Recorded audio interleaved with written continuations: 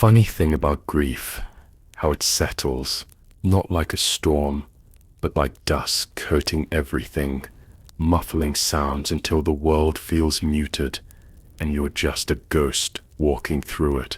I don't talk much about that winter when my sister left, not because I've forgotten, but because the memory still carries the scent of her perfume and the echo of her last laugh. Some losses don't heal, they just harden into a quiet ache. I hadn't seen my older brother, Mark, in 5 years. When his call came, it was unexpected. No pleasantries, just a strained voice, talking about how he'd heard about Sarah, how he'd gotten a cabin outside Sedona, and how he wanted to spend a few days together over the holidays. Said he missed me, said he was ready to put the past behind us, as if a decade of silence could be erased with a simple invitation, as if healing was a destination he could suddenly drive to. He didn't leave us in some dramatic argument, no shouted words or broken promises, just a text one day. When I was 18, he said he couldn't handle the family drama anymore, that he needed to find his own path. That was it. My dad and I never really talked about it. He worked longer hours than he used to, kept the house darker, and never spoke Mark's name.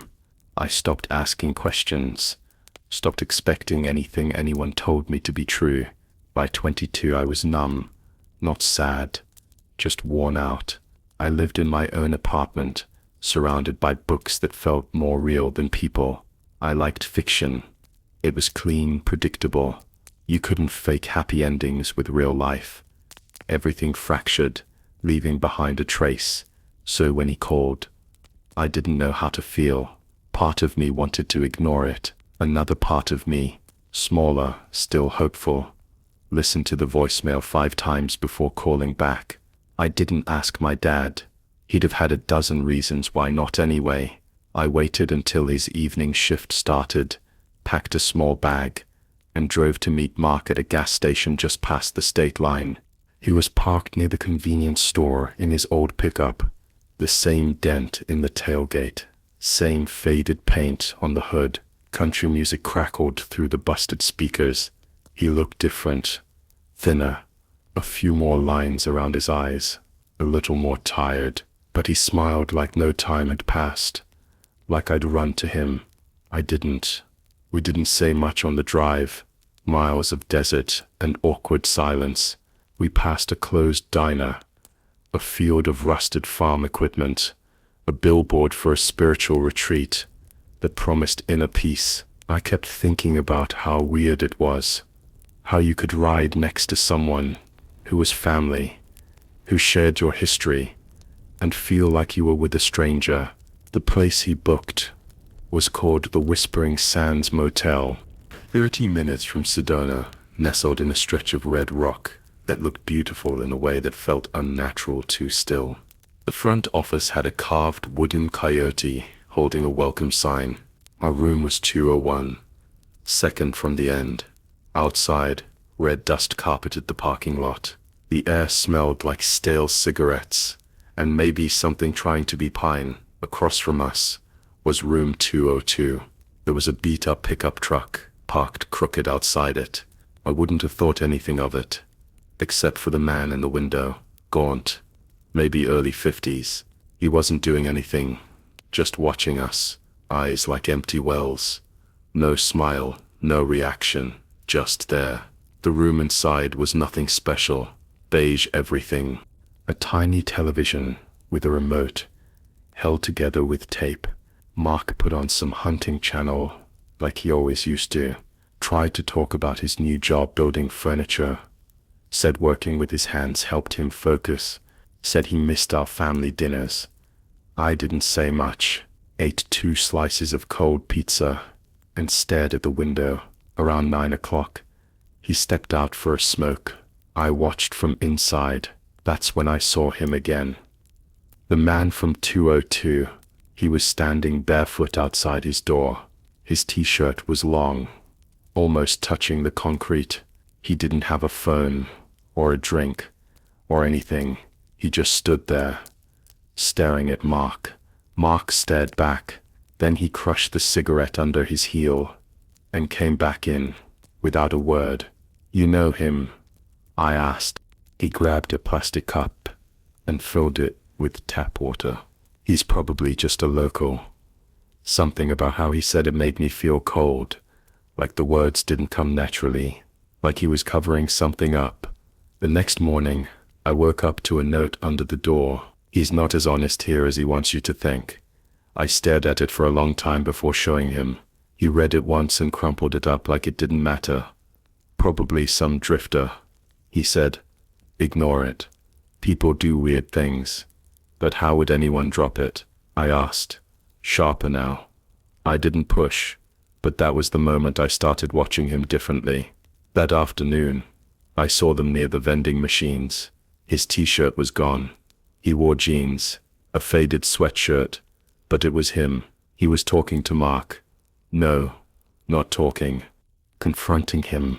Mark looked like someone caught. Like whatever game he'd been playing was finally up. That night, I didn't sleep much.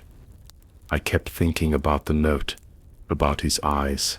Sometime after midnight, I heard tapping, 3 soft taps on the window. Deliberate, rhythmic. I held still, my heart raced. Then a voice. Soft, almost kind. He did it before. Don't let him do it again. I bolted upright, yanked the curtain open. No one. But when I opened the door, cold air rushed in.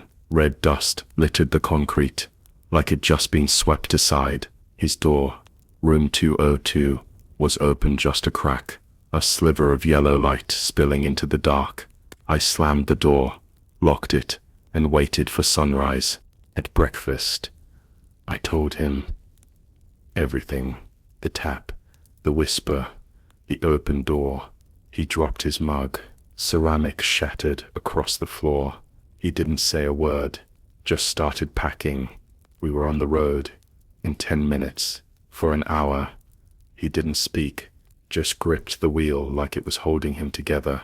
Finally, I asked, "Why is he warning me?" His knuckles whitened. "He thinks he knows the story." "What story?"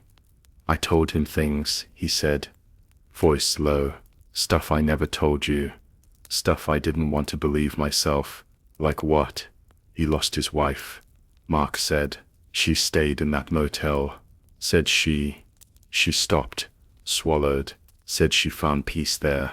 We talked a lot. I was staying there back when I left. Before I came home. You knew him. I didn't mean to. But I talked.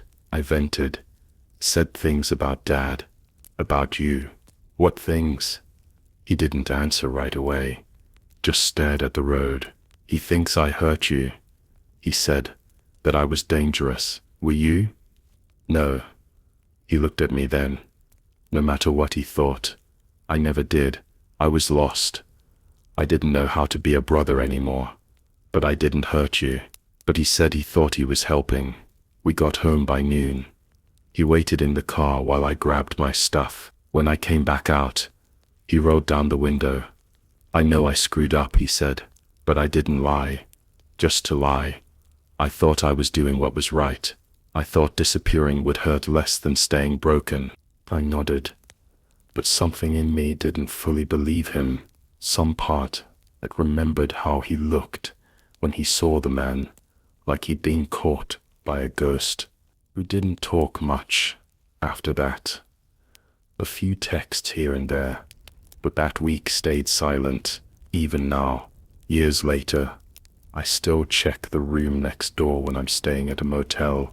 I can't help it, because danger doesn't always knock loud.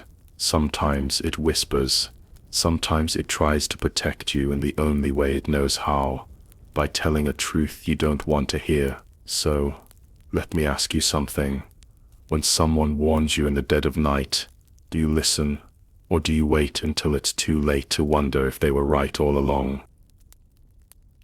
Story 2. The Reflection's Secret. Some partnerships don't end with screaming matches or slammed doors. They just drift, like something untied at sea. You don't always notice it at first. Not until one day you wake up next to someone and realize you haven't really seen them in weeks. Not in the way you used to, not in the way that matters. We weren't always like that, Chloe and me. When we met, we used to talk about everything. Arguments felt like shared storms, not separate ones. We thought being honest was the key to lasting connection. Then somewhere along the way, honesty turned into avoidance. She kept working late. I kept pretending not to care. She didn't drift away from me overnight. And maybe that's what hurt most, the way it crept in, quiet, like rust under paint. It was November when I finally suggested we get away. No therapy, no lectures, just space to breathe without all the noise. I found a stretch of days, around a long weekend, no phones, no work, no expectations. I didn't bring my tablet. That was my version of trust. For a freelance writer, that meant letting a lot go. We took Chloe's car, headed north out of Chicago, aiming for the quieter roads. We didn't plan where we'd stop. That was part of the charm. Somewhere past Green Bay, Wisconsin, we saw a dull, neon sign pulsing through the early evening snow. The Lakeview Lodge. The building looked like it hadn't been updated since the early 90s. There were maybe 7 cars in the lot. A strip of flickering yellow light bled from the lobby windows. Inside, a woman behind a desk barely raised her eyes when we stepped in. Mid-60s, thick cardigan, even indoors. Static murmured from a small television beside her. "Room 12, she said, handing us a key on a plastic tag. Pipes clank sometimes. Snow falls fast. I tried to smile politely, but she was already turned back toward the television, fiddling with the knob like she hadn't spoken. The room was plain. 2 beds with matching scratchy comforters, a wooden dresser with water stains, and a television the size of a microwave. The carpet felt soft but cold, and the air smelled faintly of dust and something metallic. It had that cold, stale feeling motels get when they haven't been aired out in weeks. The mirror was above the desk, large, framed in tarnished chrome. It was the first thing I noticed, something about the way it held the room. I stood in front of it, smoothing my hair. Behind me, I could hear Chloe unzipping our suitcase. But when I looked into the glass, it was only me. I stared a moment longer. I could hear her, sense her moving, see her reflection nowhere. I turned, and there she was, standing just behind me, bent over the luggage. "Hey," I said, trying to keep it casual. "This mirror, does it seem weird to you?" She glanced up, half smiling. "Yeah, it's got you in it. That's weird enough." I forced a laugh. She turned back to the suitcase, and I stared at the glass again. That night, we didn't talk much, just sat on one of the beds, sharing crackers from the vending machine, flipping through channels that all seemed stuck in reruns. It was the kind of silence that wasn't angry, just empty. Eventually, I brought her up. The woman from her office, the one with the perfectly coiffed hair and overly enthusiastic comments under every social media post, the one who accidentally showed up on her shared calendar twice last month. She didn't deny her. She just shrugged. "You're always seeing things that aren't there," I said, "and you're always ignoring what is." She stood, grabbed her jacket, and muttered something about needing air, said she was going to walk by the lake. I let her.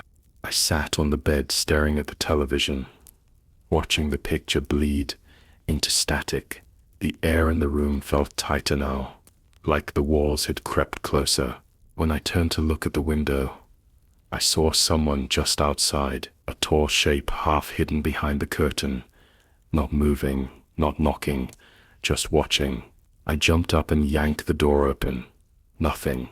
The lot was still, the snow thicker now, falling slow like ash. Chloe was nowhere in sight. When she came back, she looked winded, Her boots were damp. She didn't say where she'd been. I asked, "Did you go near the water?" She nodded vaguely, then took off her coat. That's when I saw it. A faint smear of glitter on the shoulder. Barely there, but not mine. I didn't sleep. I just lay under the stiff covers, staring at that mirror. The glass stayed still, unbothered. Chloe was beside me, in bed. I could feel her weight shift, but in the mirror still only me. Then the phone rang. That old rotary landline on the nightstand. Sharp and unexpected. I picked it up. Static first, then a voice. A woman's voice. Scratchy, almost broken. "You're not the first to check in with him," she said, "but maybe you'll be the last." I froze. "Who is this?" Click. Line went dead. The voice had sounded like me, not exactly, but a version of me that had been crying too long, speaking through a bruised throat. I didn't wake her. I just held the phone to my chest and waited for dawn. When the light finally started pushing through the curtains, I got up and started packing loudly. Chloe stirred. I turned. "Do you want to tell me what that was last night?" She looked at me like I was a ghost. "What do you mean?" "The phone, the woman, the mirror. You came back with someone else's glitter on you." She said nothing for a long time. Then softly, "You always wanted to fix us. But I was never broken. I was just elsewhere. We didn't eat. Didn't say goodbye to the woman at the desk." As we loaded the car, I realized I'd left my journal on the nightstand. I ran back in. The room felt colder, wetter. The mirror was still there. Silent. I grabbed the journal and glanced at the glass out of instinct. This time, Chloe was there, behind me, staring at the mirror, her face blank, as if she saw something in it. I never could. I turned. She was outside by the car, lighting a cigarette. 4 months later, the dissolution was final. I signed the papers in my living room, blue pen in hand, unpaid invoices on the coffee table. We never talked about it again. Not the motel, not the mirror, not the version of me that called, but I still think about her. The me that spoke from that phone, the one who warned me. And I wonder how many women stood in front of that mirror and saw something missing. Not a ghost, just the truth finally showing itself. Now every time I travel, I check the mirror, not for my hair, not for a stranger, but for the part of me I left behind. What if the thing trying to warn you is you too late? Story 3. The Observer. I didn't used to believe in thin places, that idea that there are spots in the world where the boundary between here and whatever's on the other side wears down like fabric that's been rubbed raw. I thought people romanticized loneliness, mistook coincidence for connection, but that was before Oak Heaven, Oregon, before Room 3, before everything shifted. I worked as an emergency room doctor. 9 years, 5 hospitals, 2 coasts. I moved like a tide, rolling into crisis, and back out again. I'd fill in during staff shortages, usually a month at a time, sometimes less. You could say I was addicted to the adrenaline, but that's too easy. It wasn't the chaos I chased, it was the control. In the middle of blood, broken bones, and parents collapsing in grief, I could hold a line steady. I could do something. Then came David, 17, car accident, bright kid, messy brown hair, chipped blue paint on his fingernails from a model airplane. He came in alert, stable. He joked with me while I started his IV. An hour later, he crashed without warning. Internal bleed, no scan picked up, massive hemorrhage, and gone. Just like that. I tried to tell myself I did everything right. That trauma lies to you. But that didn't stop his father's sobs from chasing me into my sleep. Didn't stop the way I stopped answering texts, or how I flinched at hospital monitors beeping. I broke down once, holding a sealed box of sterile gloves in the supply closet, No real reason. I just couldn't breathe. So when the Oakhaven temp job came through, 2 weeks rural ER, minimal load, I didn't hesitate. I booked the Forest Edge Inn same day. It was the only place in town with availability under $200 a night, $85, free coffee, and a photo of a room that looked like it hadn't changed since 1993. I wasn't going for luxury. I wanted silence. Each night, I'd swing by the gas station, across the street, pick up a sandwich or fruit. I'd eat in bed, scroll my phone on mute, and fall asleep to documentaries, turned down low. No one texted, no one called. I liked it that way. But by the fourth night, small things started to catch my attention. Towels folded differently. Trash emptied when I hadn't touched it. My water bottle repositioned. I was sure I locked the door, even double-checked the latch each morning. Still, things moved. Nothing missing, but altered. The first note came on a yellow sticky just under the door, written in neat blue ink. "You looked tired last night. Just wanted to say you're not alone." I froze reading it. Looked through the window. Parking lot was empty except for my car and a sedan near room 7. The note wasn't angry, wasn't even creepy at first glance, but something in me recoiled. That word alone. It meant I'd been watched. Next morning, I asked Fred, the man at the desk, about it. Someone left a note under my door. "You seen anyone around room 3? He didn't flinch. "No one in 2 or 4 this week. Quiet." It felt personal. He stirred his coffee. "Wind does funny things around here." It was tucked under the door. He just nodded slowly, said nothing else. That night, I wedged a towel tight under the door, left the bathroom light on, lay in bed with one ear tuned for sounds. At 2:43 a.m., I woke up with that creeping electric sense that I wasn't alone. Nothing moved, no sounds, but at the door, just poking under the towel, a second note. "I hope tomorrow's brighter. I like the green jacket on you better." I'd worn that jacket on day 2. Whoever wrote this had been watching me longer than I thought, and they weren't just observing, they were evaluating. I didn't sleep again. I sat upright until dawn, every creak of the building like a footstep coming closer. The next morning, I packed, shoved everything into my bag, and walked to the front office. Fred was there, peeling an apple with perfect calm. "Checking out early," I said. "You got 2 nights left. Something's wrong with that room." He looked up, blinked slow. "We try to make guests feel seen here. Some folks appreciate it. He shrugged. "Nobody wants to feel forgotten forever."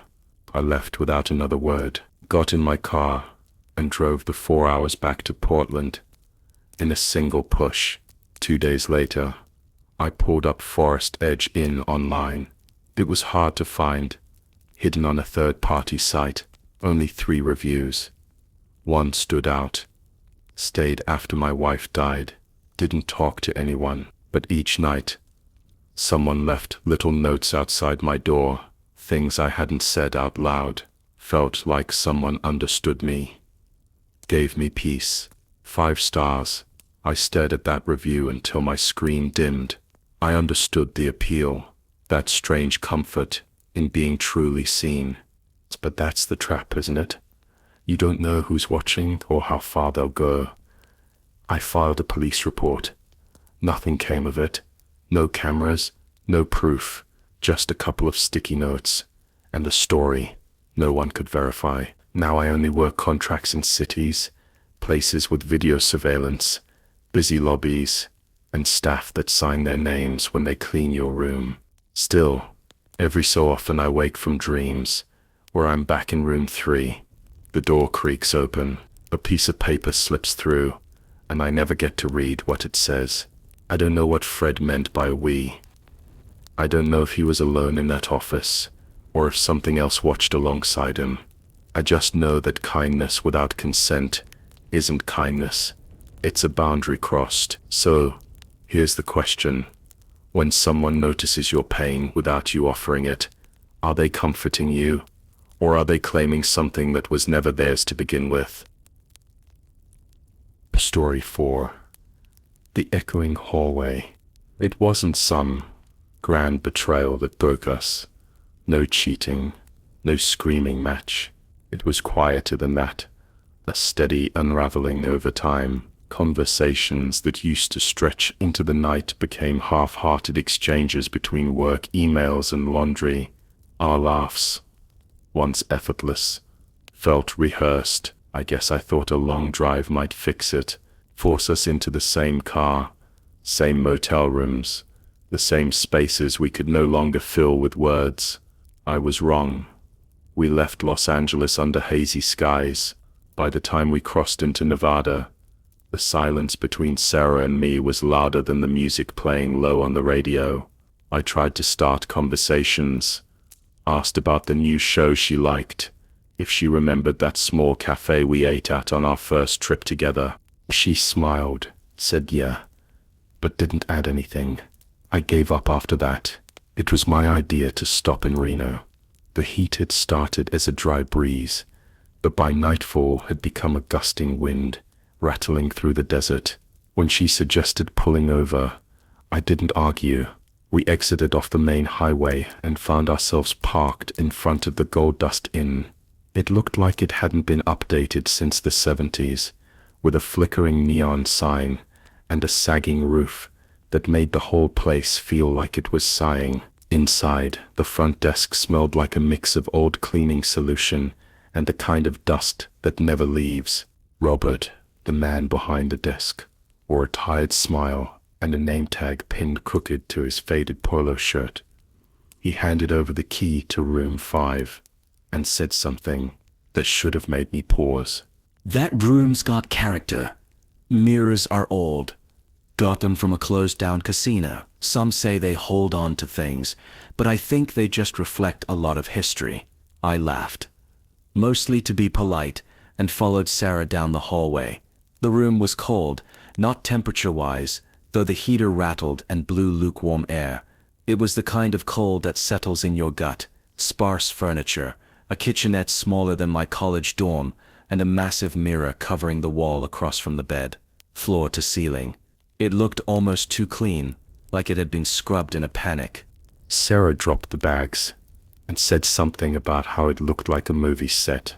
I didn't laugh. We hadn't touched in almost a month. I sat on the edge of the bed and watched her pretend to look for outlets. I tried reading, then opened my laptop, but couldn't focus. I felt itchy, but not on my skin. In my thoughts, the mirror reflected the whole room back to me. It made the space feel crowded, like someone else was there, mimicking every movement. I laid back and stared at our reflections. Sarah, lying on her side, turned away from me, shoulders drawn in. I watched us until my eyelids gave in. I woke up at 1:32 a.m., not because of a dream. There was a sound, something like whispering just outside the edge of hearing. I sat up. The room was still. Sarah was breathing softly, back still to me. The mirror caught the hall light under the door, casting a weird glow across the carpet. For a second, I saw something in the glass, like movement, a flicker just behind me.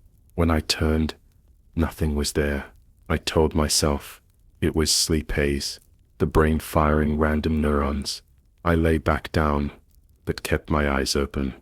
Watching the mirror, my reflection looked back. Same posture, same blank stare, but I could have sworn just for a moment she blinked slower than me.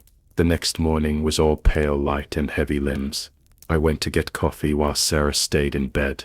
Robert was stirring something behind the desk. Smelled like instant oatmeal. "You two sleep okay?" he asked. I nodded. He gave me that sideways smile again. "Mirror didn't freak you out, did it? Some folks say it does that. People get weird in that room." He said it like a joke, but his voice tightened at the end.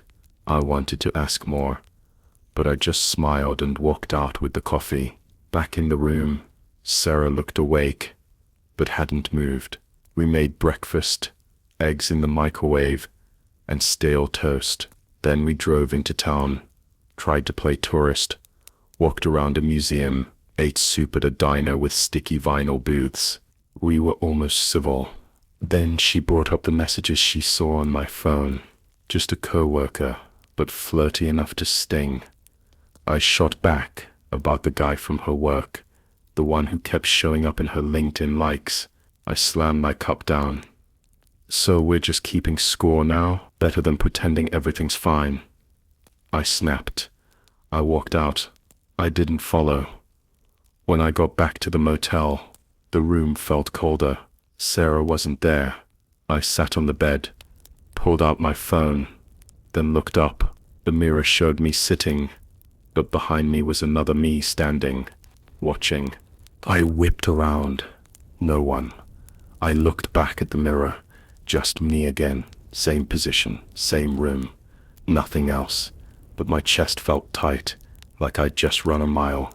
When Sarah came back later, she looked like she'd aged a year. No fight left in her.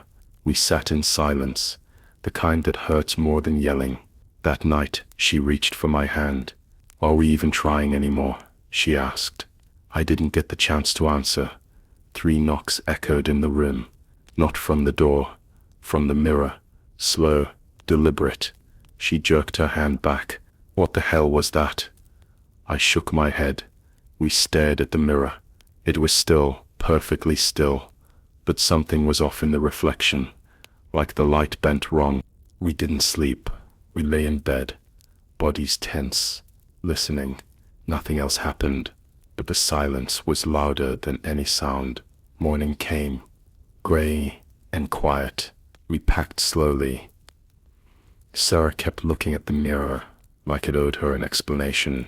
As we turned in our key, Robert stood in the hall. "You two look rough," he said too brightly, then softer. "That mirror, it holds on to things." His eyes met mine. I felt like he was seeing through me, past me. Sarah got in the car without a word. I followed. We drove for hours, not speaking, just watching the rain blur the world outside. We stopped at another motel in a smaller town. No mirrors bigger than a hand towel. But when I went into the bathroom, there were 3 fingerprints smeared across the sink mirror like someone had leaned in just after we entered. I didn't tell Sarah, just wiped them away. We kept going through Utah, into Colorado, miles of road and small towns, and cheap motels. Eventually the tension eased. We started talking again, not just words, but real things. We touched, we laughed, not like before, but enough. Still sometimes when I catch my reflection in a window or a rearview mirror, I see something else, not a person exactly, just a flicker, a presence, a memory of what we saw or what saw us. Mirrors don't just show you what's in front of them. Sometimes they reflect the things you've buried, the truths you've ignored, and sometimes they don't show your reflection at all. They show what's left when the pretending stops. What do you see when you look into the mirror, and what's looking back? Story 5. The Empty Road. I didn't mean to disappear. At first I told myself it would just be a few days, a break, space to breathe, to think, to mourn. But when I backed out of my driveway, in Atlanta, that rainy Tuesday morning, I didn't check the gas tank. I didn't pack my charger. I didn't leave a return date. I only left a note on the kitchen table that read, "I'm okay." I drove north. No GPS, no radio, just the hum of the engine and the ache in my chest. It had been 3 weeks since the breakup, 2 since I quit my job. My friends didn't know what to say, and I didn't blame them. I didn't know how to grieve out loud. I just needed to go. I was somewhere in eastern Tennessee when the check engine light came on. I pulled off onto a shoulder that barely passed for a turnout. Engine sputtering, smoke rising like a bad omen. I cursed under my breath and leaned on the steering wheel, forehead pressed to the lever, exhaling slowly. No signal, no spare, no plan. Eventually, I flagged down a tow truck driver who let me borrow his satellite phone. The nearest garage in Gatlinburg said they couldn't take me until Monday. It was Friday night. That's how I ended up at the Smoky Creek Inn. It sat alone off a narrow bend, pressed up against a forest wall, 5 rooms in a row, and a blinking neon sign that hissed more than it glowed. I parked beneath a flickering street lamp, cold mountain wind whipping my jacket around my legs as I crossed the cracked asphalt lot. The front office smelled like dust and old coffee. Behind the counter sat an older woman with a thin braid and a face like unbaked dough. Her eyes were pale, almost opaque like cataracts had long claimed them. But she moved with quiet efficiency. "Need a room?" she asked, not looking up. Just for the weekend, she slid a brass key across the counter with a cracked yellow tag that read Room 4, corner unit by the ice machine. 45 cash. We don't do cards. I handed her 2 20s and a 10. She didn't count it. "Name's Martha," she said. "Don't lose that key." The room was basic. 1 queen bed with a crooked headboard, a heater that groaned like it resented being turned on, and a television bolted to the wall that only picked up static. The bedspread smelled faintly like pine and bleach. A single painting of a mountain stream hung askew over the dresser. I dropped my duffel by the door, sat on the edge of the bed, and stared at the floor. For a while I didn't move. I don't know how long I sat there. That night I dreamt I was underwater, weightless, silent. Something brushed against my ankle in the dark. I woke to the sound of knocking. 3 soft taps on the window. I stayed still, heart hammering in my throat. The heater wheezed. The wind howled. I waited, holding my breath, but nothing else came. In the morning, I checked the glass. Faint smudges like someone had pressed their palm against it. Across the lot, the vending machine buzzed faintly, the only sign of life in the cold mountain morning, and leaning against it was a woman I hadn't seen before. She wore a dark hoodie, hood up, face angled toward the forest. One hand was wrapped in a bandage. I might have walked right past her if she hadn't spoken. "You stuck here too." Her voice was scratchy, tired, broken down. I said, glancing at her hand. She nodded. "Weather's a beast this time of year." She didn't smile, just studied me like she was trying to place me in a memory. I offered a polite nod and walked back into room 4, locked the door behind me. That evening, I wrote a little, mostly nonsense, words that didn't feel like mine. I fell asleep with the light on. Around midnight, the knocking came again. 3 taps. Deliberate. I didn't move. In the morning, the woman was back by the vending machine. This time she watched me cross the lot. I tried not to look, but her voice stopped me. "Long enough to notice you sleep with the light on," she said. I froze, and slowly turned to face her. Do you watch people?" She blinked, then looked genuinely embarrassed, held up her bandaged hand. "Sorry, that came out weird. I'm Clara. I joke when I'm nervous. Guess I'm just used to being alone." She told me she used to be a painter, said she came out here to clear her head after her dog died. The city didn't work out. Her brother stopped returning calls. Her ex left her without a word. She said it all with a kind of casual defeat that made my chest ache. We stood there a long time. I don't know why I didn't walk away. Maybe it was the way her voice cracked when she laughed. Maybe I recognized something broken in her, something that looked like me. That night, I didn't hear the taps. I heard footsteps, slow, cautious, like someone trying not to be heard. I pulled the curtain just an inch and saw her, Clara, standing at the edge of the lot, staring at my window. She didn't move, didn't knock, just stood there until I let the curtain fall shut. I stayed awake all night. The next morning I went to Martha. I want a different room. She looked up slowly. Something wrong with 4. There's a woman, Clara. She's watching me. Martha didn't even blink. Yeah, she does that. I stared at her. Why let her stay here? Pays in cash, same as you. She gave me room 1. I moved my things quietly. Didn't say goodbye. That night, I pushed the dresser in front of the window and shoved a chair under the doorknob. I left the light on. I didn't sleep. At 2:17 a.m., I heard a voice at the door. We're the same, you know. You don't have to be afraid of me. It wasn't angry, just intimate, like we were in the middle of a conversation. I didn't respond. At dawn, I packed, walked to the auto shop, begged them to see me early. The mechanic took pity, said it would be a few hours.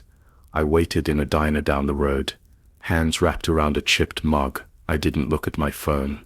When the car was ready, I paid with the last of my cash and drove.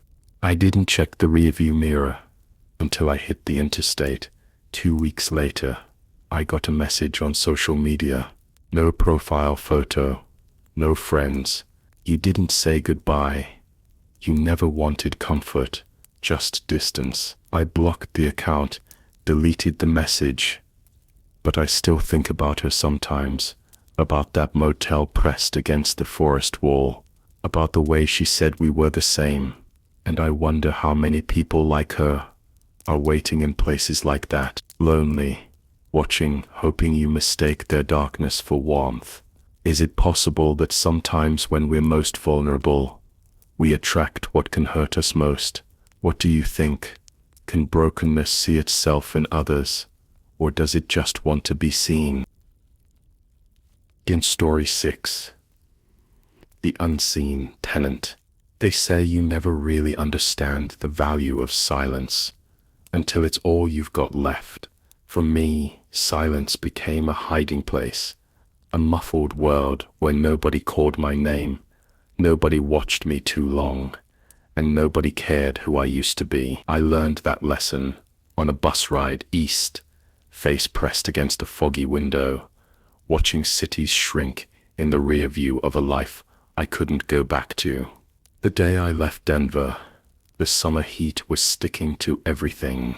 I had a half-charged phone, maybe $130 left in my checking account, and a debit card that would get flagged the second I used it too close to home. My name wasn't mine anymore. It was Nora Blake, a name I snagged off a forgotten character in an old novel. My ex had gotten smarter, and I couldn't risk him finding me again. No car, no family, no backup plan, just fear and a compulsion to keep moving. I'd already tried hiding out in Santa Fe. A friend let me crash for a few days, but by the 3rd night he showed up, my ex, with flowers, some fake-sounding apology, and that quiet charm he used to pull me in when I didn't know any better. I didn't open the door. I just watched through the peephole as he sat outside for hours, sipping on a soda, muttering to himself like the past never happened. My friend thought I was being dramatic, said maybe I should just talk to him. I packed that night. Amarillo wasn't a destination, it was a pit stop. Somewhere dusty and quiet enough to disappear into. There was a motel listed on a bulletin board. Desert Oasis Motel. The irony wasn't lost on me. No oasis, no desert, just a rundown single-story squad of rooms, with a name that pretended to be lush, muttered advertised weekly rates, strong Wi-Fi, no ID required. That last part was everything. I got off the bus just past midnight. The air smelled like sun-baked earth and old asphalt. I walked 1.5 miles along a cracked service road, lit by scattered neon and the occasional headlight. Every step felt like a risk. By the time I got to Desert Oasis, my legs were jelly, the crooked sign buzzed green and orange, the front office glowing weak behind yellowed blinds. Inside was Frank. He looked like someone who'd once tried to quit smoking, but didn't quite commit. Late 40s, maybe early 50s, scruff on his face, and eyes that didn't quite blink in time with the rest of his expression. Something about him felt forced, like he was trying too hard to seem normal. He greeted me with a smile that hung a little too long. "You look exhausted," he said, leaning on the counter. "Traveling light?" "Just passing through," I told him. "No ID. Lost it on the bus." He didn't even flinch. Just nodded, tapped on an old register, and said, "Cash." I handed him $120. That covered 4 nights. He handed me a brass key, attached to a thick red tag, marked with a faded number 7. "Quiet's good here," he said. "Just don't bring any trouble." The room smelled like the kind of clean you get when you try to mask years of smoke and mildew with air freshener. The carpet was frayed, the walls stained with old cigarette streaks, and the bed creaked even when I sat on the edge. But the Wi-Fi worked. That meant I could still take freelance gigs. Editing legal documents for some agency in New York wasn't glamorous, but it kept me invisible. The next morning, Frank knocked. I jumped so hard, I nearly spilled my coffee. I cracked the door, heart thumping. "Room okay?" he asked, squinting against the light. "It's fine," I said. "You're quiet, not like the usual crowd. Just here to work." He grinned slow and deliberate. "Right. Well, let me know if you need anything." I should have trusted my instincts. That knot in my gut was trying to tell me something. But when you've got no options, you start convincing yourself that maybe the danger is just in your head. For the 5th night, I'd run out of instant noodles and was scraping together change for granola bars from the gas station. My balance hovered at $43. The payment from New York hadn't cleared, and I was too proud to beg the client for an advance. I stared at my screen, editing some contract I'd never sign, the kind of place where people had trust funds, not secrets. That evening, another knock. I didn't answer at first. I was tired of jumping. Then came his voice. "Run a background on you, Nora." I opened the door a sliver. Frank stood calm, his expression unreadable. "You're not in trouble," he said. "Saw you're not who you said you were. Figured you had your reasons. I'll come punt your next few nights. Just stay quiet. Don't bring trouble." I didn't speak. I just nodded. After that, something shifted. Every morning, there was a hot coffee waiting outside my door, then a sandwich, a new book, a bag of groceries. No notes, just items that kept appearing, evidence that I was being watched. It felt like generosity at first. Then it felt like surveillance. One morning, I opened the door to find a used mystery novel on the ground. Inside the cover was my name written in pen. That's when it hit me. Frank knew more than I'd told him, maybe more than I realized myself. The idea of him being in my space without me knowing started to mess with my sleep. I hadn't heard footsteps, no creaks in the hallway, nothing. That was what scared me most. How quiet he was, how familiar he must have become with the sounds of my room. To avoid making any, I started locking the door with the chain, wedging a chair under the knob, keeping a small pepper spray under my pillow. The night it all boiled over, I was brushing my teeth. I heard the faintest click, too soft for someone unfamiliar with the lock. I stepped out, and there he was inside, holding the same book he'd left days ago.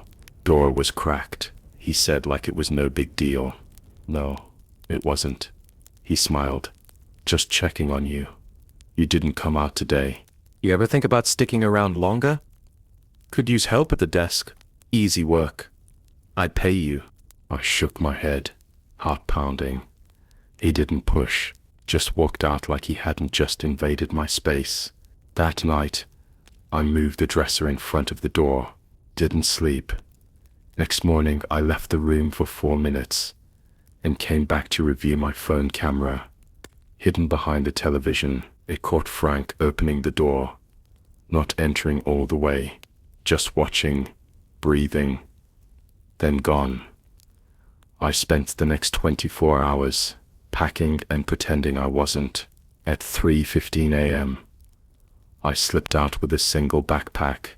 I didn't leave a note, just the key on the nightstand. I walked until I hit a gas station on the edge of town.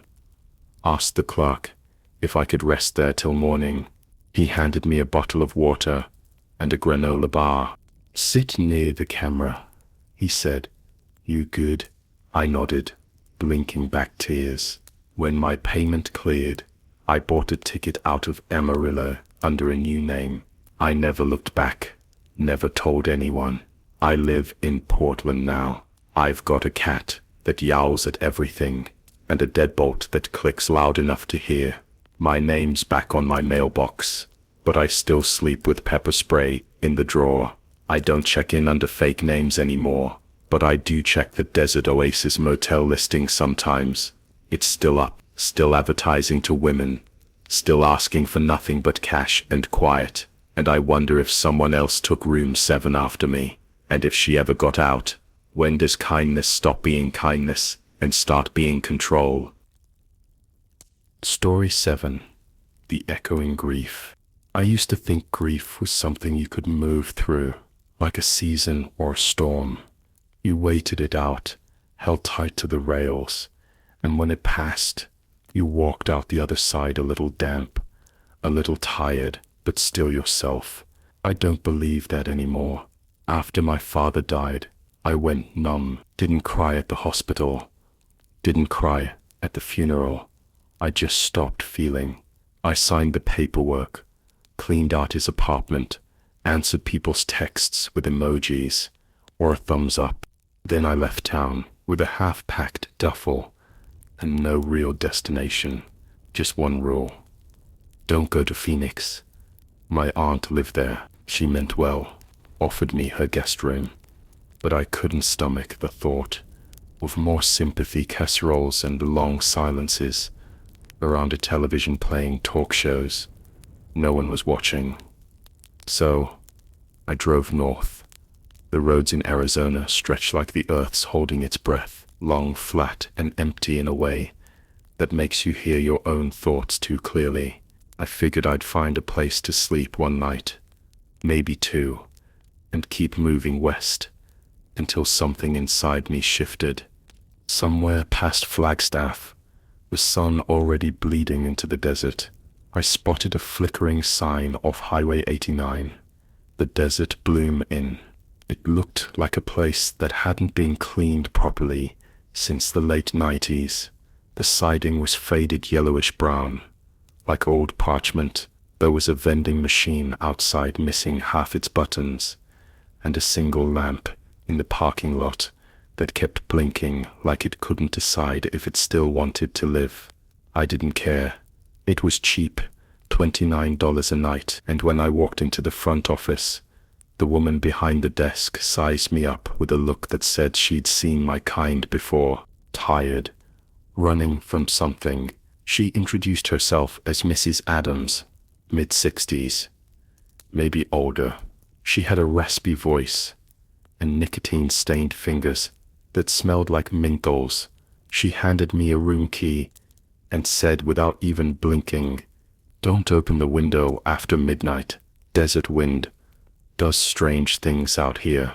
I just nodded, figured she was drunk or trying to be spooky.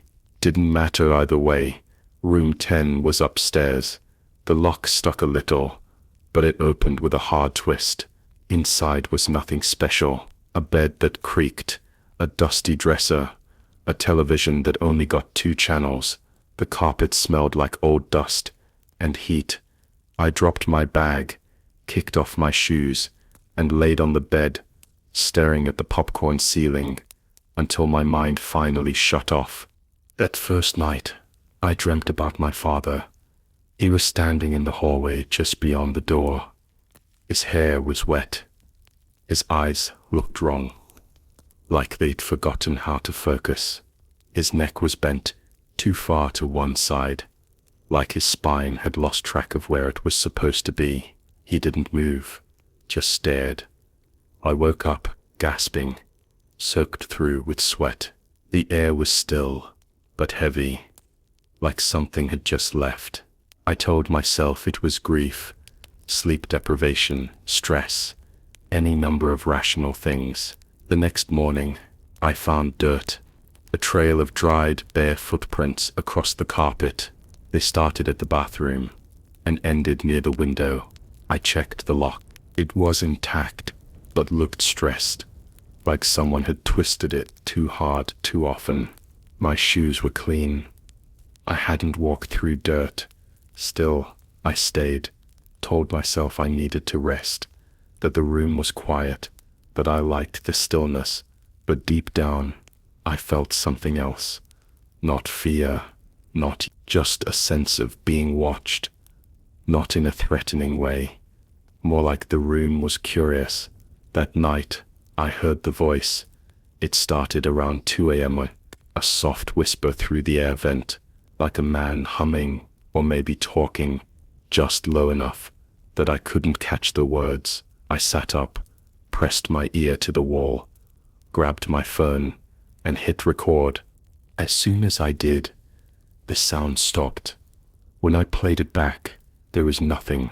The next day, I went to ask for more towels. Mrs. Adams was behind the desk, reading a newspaper from 2005. While she went to the back, I noticed something tucked behind the feedback clipboard, a Polaroid photo, water damaged, edges curled. It showed a young boy standing in front of room 10.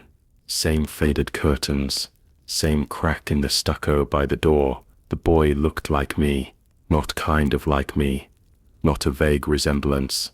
It was like someone had taken a photo of me as a kid and dropped it in this motel's past. When Mrs. Adams came back, I asked her about it. She stared at the photo a long time, then looked at me and said, "You stayed here before, didn't you?"